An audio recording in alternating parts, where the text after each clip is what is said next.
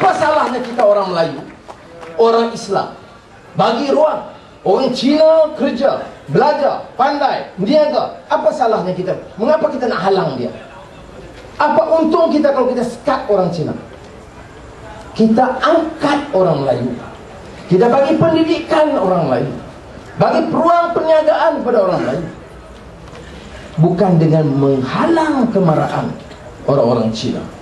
Tidak ada negara boleh selamat kalau kita amalkan sikap zalim dan diskriminasi kepada mana-mana kaum.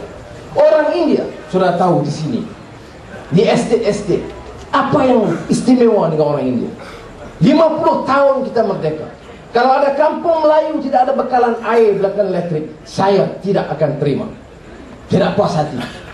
Bagaimana kalau kampung India tidak ada bekalan air, tidak ada sekolah yang teratur? Apakah kita boleh terima begitu saja? Jenis manusia apa kita ini kalau kita pandang hina dan aib sesama manusia? Ini bezanya, sudah kena ingat.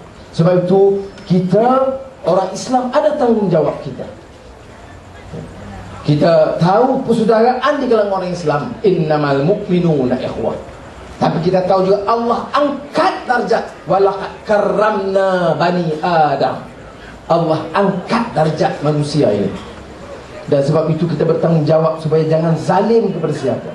Bukan setakat orang Islam tak boleh kita zalim. Orang bukan Islam tak boleh kita zalim. Binatang kita tak boleh zalim. Pohon-pohon tak boleh kita zalim. Bumi kita tidak boleh zalim. Ini yang disebut dalam Al-Quran, firman Allah SWT, wa ibadur rahman alladzina yamshuna 'alal ardi hauna wa iza khatabahumul jahilu qalu salam. Hamba Tuhan ini, dia tunduk kepada Tuhan. Dia hamba kepada Tuhan, bukan hamba kepada pangkat, bukan hamba kepada wang, bukan abdi nampak cakap dengan orang, bukan sombong dan angkuh. Ini hamba Tuhan ini, maknanya dia sujud kepada Allah dan dia confident, yakin dan adil sesama manusia. Saudara, biasa kita hukum Allah kita permainkan, manusia kita mainkan, binatang kita zalimi, pohon-pohon kita retas ikut suka, tidak ada peraturan. Tanah kita musnahkan. Sebab itu jadi pelbagai masalah kekacauan yang disebut disequilibrium, ketidakseimbangan dalam persekitaran dunia hari ini. Sebab itu dalam Al-Quran disebut tentang ummatan wasata, umat yang seimbang. Saudara, saya sebut perkara ini untuk jelaskan mengapa orang Melayu, Cina, India, Iban, Kadazan sekarang mesti perkuatkan muafakat. Kita dalam Pakatan Rakyat, keadilan, PAS, DAP, sampai kita dapat jayakan 5 negeri. Sebab apa? Sebab muafakat ini. Masyarakat 3 kaum besar dan suku-suku kaum lain. Ini mesti kita pertahankan.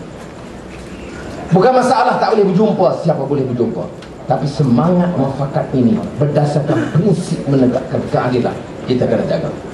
Dan tidak mudah, kerana kita kena bincang, kita kena undi, kerana kita boleh pertikaian kalau kita tidak ada.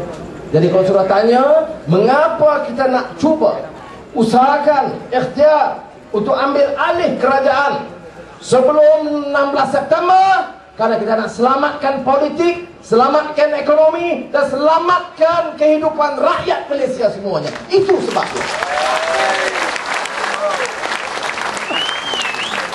Contoh kecil, hari ini kita perintah esok minyak 50 sen turun. Itu langkah awal. Saya terang bagaimana. Kata tak tahu, saya dah terang bagaimana. Saya bagi tahu TNB capacity reserve sekarang ni 44%. TNB ni bagi bekalan elektrik seluruh negara. Tapi dia ada reserve, standby facility kalau ada masalah kebakaran dan sebagainya. Reserve dia berapa? 44%. Tak ada dunia, tak nak negara di dunia reserve begitu banyak. Siapa untung reserve itu? Syarikat-syarikat besar. Siapa kena bayar? Rakyat kena bayar. Siapa lagi kena bayar? TNB kena bayar, Petronas kena bayar. Yang untung syarikat besar. Apa punya ekonomi ini? Menteri apa ni? Nak menteri jaga syarikat besar? Ha? Patut berhenti jadi pengarah syarikat. Biar kami pula ganti jadi menteri. Ya. Jadi saya kata, kalau kita turunkan reserve dia jadi 20%, Petronas pun tak rugi, TNB tak rugi, rakyat pun kurang beban. 2 bilion kita ambil, tampung 5 bilion ni kita perlukan untuk turun minyak dia jadi 50 sen. 2 bilion. Tapi sampai cik dia tak faham. Kita sebut, dia kata, inilah nak ambil duit Petronas lagi. Allah nak kata pekak dia kata.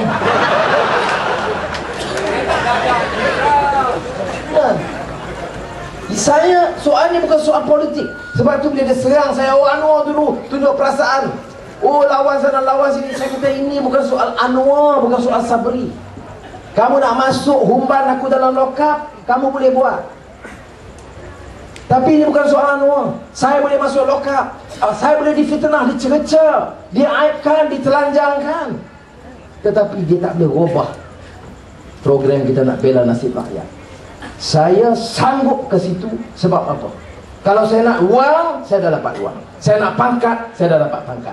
Saya ampu dia, sekarang ini saya tun Anwar. Kalau ngampu dia. Tapi buat apa? Ingat kalau dalam sejarah Melayu dia panggil tun mat ulat bulu apa? Ingat? Lupa. Sejarah Melayu dahulu. Tun Mamat ulat bulu apa nama dia? Saya tak mau jadi ulat bulu. Jadi oleh kerana saya buat program bersama dengan PAS, DAP, Keadilan, dan kita kata ada ahli parlimen nak berseberak. Bila tengok time, saya nak umum, nak masuk pilihan raya, nak masuk ke parlimen, boom, dia letup satu lagi attack. Saya ada pula hubungan lain pula dengan jantan lain. Haram jadah. Apa ya? Rakyat ni bodoh.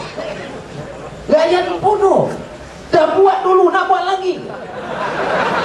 Tilam naik dah, nak buat naik tilam lagi. Saya tahu lah Musa Hassan naik pangkat sebab buat naik tilam. Pegawai polis naik tilam. Ketua Polis Negara Musa tilam. Sudahlah, saya keluar penjara 6 tahun di penjara, kena terajang setengah mampus, tak ada perubatan, tak ada jumpa doktor. Apa saya kesal tak? Apa saya buat? Saya maafkan. Ya, sebab saya fikir seorang rakyat. Apa saya tidak ada perasaan? Saya tak ada azizah, ada anak-anak, saya tidak ada maruah. Apa jenis manusia politik apa macam ini? Nah, lawan, saya lawan. Saya kata turun minyak, awak kata naik minyak. Kita debat, awak kalah. Hari ini awak kalah, esok saya kena tangkap. Jadi saya pergi Melaka. Lepas tu kakak tu kata, Datuk Seri pun silap. Saya kata, Kak Mila silap apa pula? Dia kata, Datuk Seri dah tahu dia orang tu macam malaun perangainya. Buat apa Datuk menang? Biarlah Datuk kalah dalam debat. Tak adalah dia tangkap. Oh, rupanya dia marah sebab debat kalah. Dia awak bodoh. Nak buat macam mana? Kita bagi bahan, Morgan Stanley report, Sarah report, Daniel Yergin, bagi Petronas punya account, bagi detail TNB macam mana, bocor rasuah. 1 tahun rasuah 10,000 juta ringgit di Malaysia. Harap lagi pemimpin macam ni. Ni nak bela nasib orang Melayu ni. Orang Melayu ya ni. Dulu sekarang dah selama-lamanya. Melengkop kamu. Tak boleh. Morgan Stanley report 300,000 juta, 300 billion ringgit bocor kerana disapu oleh pemimpin-pemimpin.